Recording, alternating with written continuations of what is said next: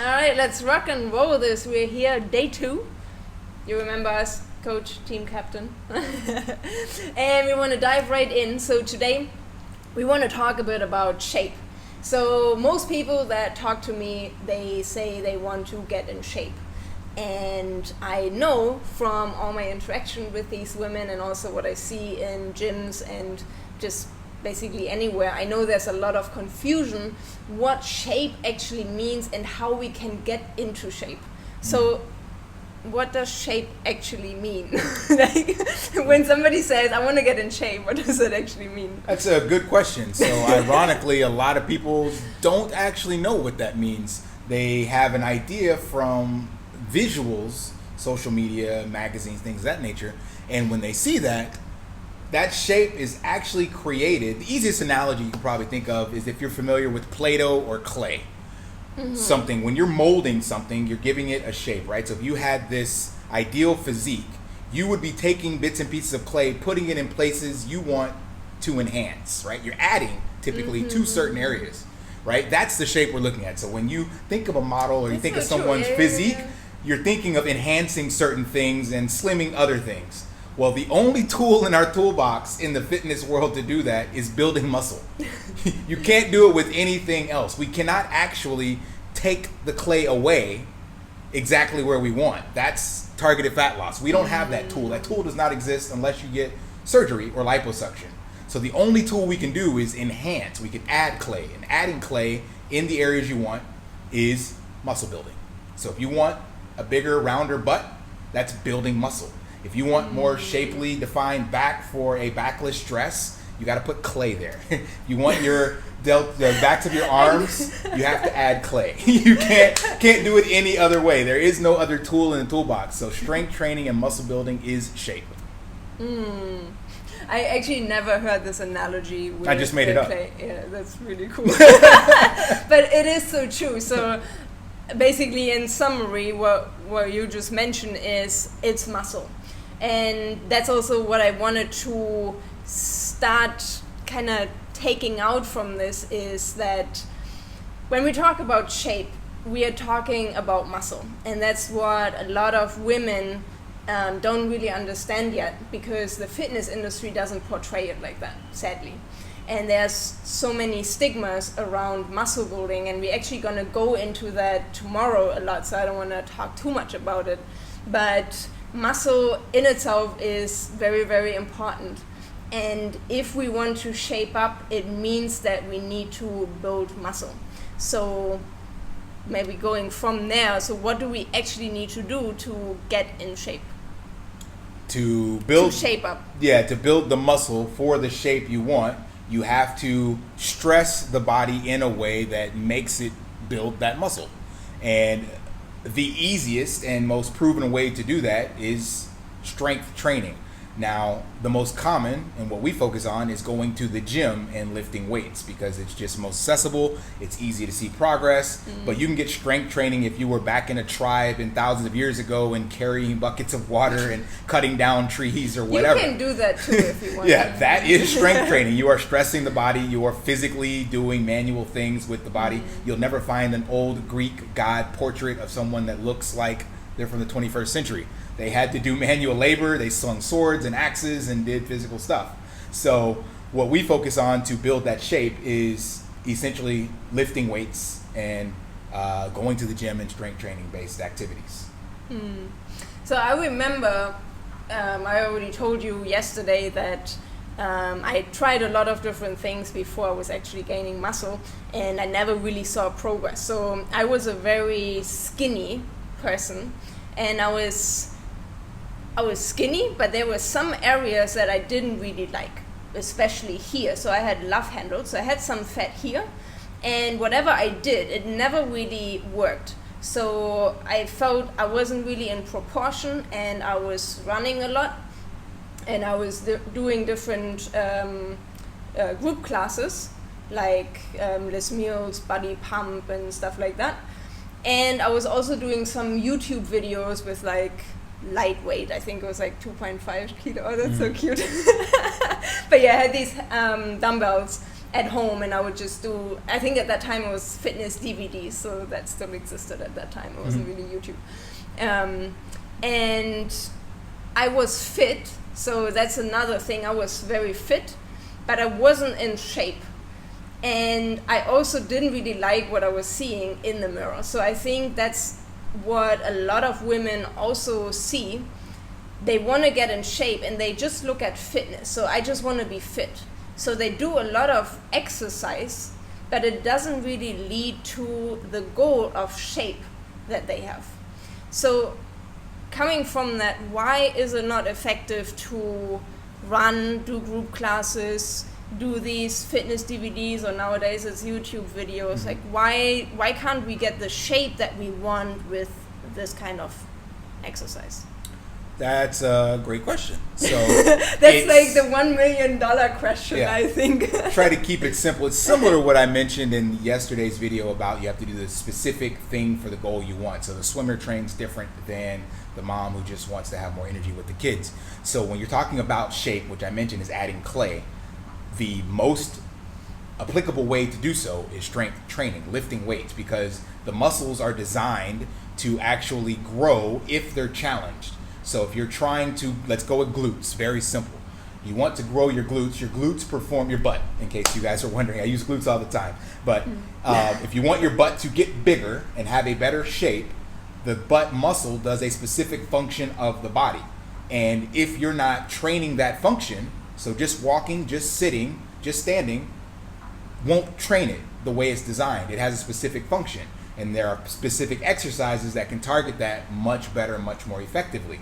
And when you take those exercises for that function of that muscle, you're now telling that muscle, oh, we have to do something because we're being challenged. We need to grow and adapt to this new stimuli. So that's what actually creates the shape, because the muscle is now being used in such a way that is specific to create growth. So when you do boot camp classes or dance cardio or Zumba or whatever, these are what your team captain was talking about is fitness. You'll feel like you're exerting a lot of energy, and you are. You're getting your heart rate pumping. So your heart is working hard, but all the other muscles in your body aren't really doing what they're designed to do in regards to building shape. They're actually just exerting a lot of energy. Like if you're on a treadmill, you can be going really fast, but you're not going anywhere. You're in place. And that's what fitness does. It has you moving very fast, getting your heart rate up, but the goal we have is to build shape. So therefore, running in place isn't the same as running outside to a destination. Our destination is to build shape within the body, and the tool for that is not a treadmill, but lifting weights. Yeah, and with that, I was just thinking it's really important to ask yourself, what is my actual goal? So sometimes we say, I want to get in shape, or I want to get fit. But what does that actually mean to you? Because we can only take an effective approach if we know where we need to get to. And so a lot of people, a lot of women, they say, well, I want to get in shape, and then they start yoga classes. And for me, like, sorry to put it that bluntly, but you're wasting your time, because it's not going to help you to build the muscle to get in shape. You're probably going to get very flexible, agile, mobile, which is all really, really good. And for this goal, yes, please do yoga or do some stretching classes. But if you want to get in shape, then you can do the yoga class, but be prepared to be disappointed that you don't see the results.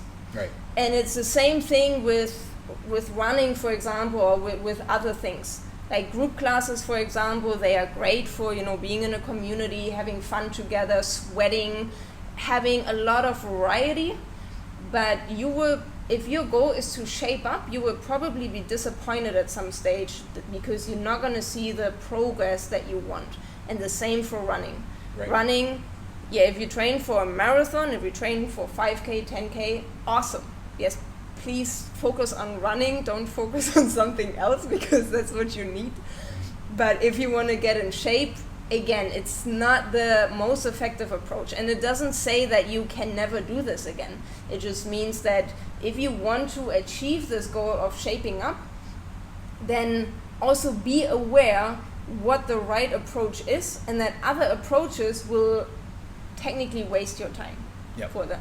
There's a little bit of science I'll give you guys for this, and then drive it home with an analogy that makes the most sense. But there's a principle called the SAID principle: specific, adaptation, impose, demand. What that basically means is if you want to get better at a thing, you have to do the thing.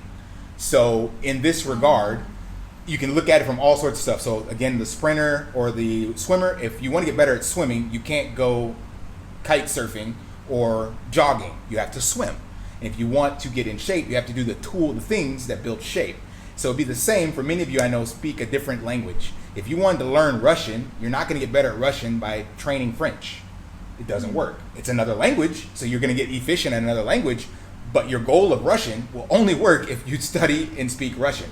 And so your shape goal will only work if you do the tools and techniques and exercises specifically for strength. Everything else is just a shiny object distraction that will not get you the results. I can guarantee that. You can try them and you may have fun doing them, but if your goal is what we said, shape and building the curves, you must do this at some stage in your training career. Everything else will just take you down the wrong path. I was just thinking of an experience that I had in regards to shape. So I mentioned before that I had these love handles. So to be honest, when I was younger, I didn't really have any butt. I call it a pancake butt. But I had this kind of pillow of fat sitting here. And it always annoyed me because whenever I wore pants, it was, the pants, no butt, and then this muffin top on top. And I was really skinny, but I still had this fat. And so I tried a lot of different things to reduce the fat. And we just heard before, we can't spot reduce fat. So I can't just say, okay, I'm doing this exercise and now please remove this fat right here. It doesn't work like that. And we're probably going to get into that in some other sessions during these 2 weeks. But once I started lifting weights, strength training, and I started to develop muscles in this area, what happened was that the whole proportion changed. So I didn't necessarily lose fat in this area, probably a little bit through all the other things I did, nutrition and all that, but because this area in the butt just came out more, I didn't have love handles anymore. So whenever you look in the mirror and you see like, oh, I don't like this, I don't like that, it's probably because certain muscles are underdeveloped. And once you develop this muscle, your shape will also be completely different. So I have one last question for this, and then we're going to get you to do your homework. But this is in regards to nutrition, so eating. And we're going to have 1 or actually 2 days on nutrition, so don't want to go too deep into this. But we talked so much about nutrition, so we talked so much about training, and we already heard that only training can't be the right way to get the results we want. So is there anything we need to consider for eating right to get in shape? Yes, this is a very deep topic. We touched on this previously in our 4-legged approach, that nutrition is part of this. So just to put it simply, you do have to eat, we'll just call it a certain amount of food from different food groups or macronutrient profiles. And the specific one we're going to be talking about in this program, because it's specific towards shape, is your proteins. So the body, every cell in your body is made up of an amino acid, which is part of protein. I'm not going to break that down in all this, but just know that your body needs amino acids or proteins to survive. And it's either going to get them from the foods you consume, or it's going to take them from other parts of your body. This is the skinny fat syndrome your team captain was talking about. So if you're doing a whole lot of stuff and your body is taxed and you're not feeding it properly, it's like, we're burning through our muscle. We're not getting any new protein in. Let's go ahead and steal a little from here, steal a little from there. And then you end up skinny, but you're actually skinny fat. You have more fat on your body than you do now the shape or the muscle. So the nutrition part is paramount, because without it, you can't create the shape you want. Back to the sculpting of clay, that clay that we're adding comes from the food you're eating. You can't, without that, you don't have that extra clay to put in the pieces and parts that you need it to go to. So the nutrition piece, specifically protein intake, is what's going to dictate the exercises you're doing and being able to create the shape after those exercises because of the nutrition and protein you're taking in.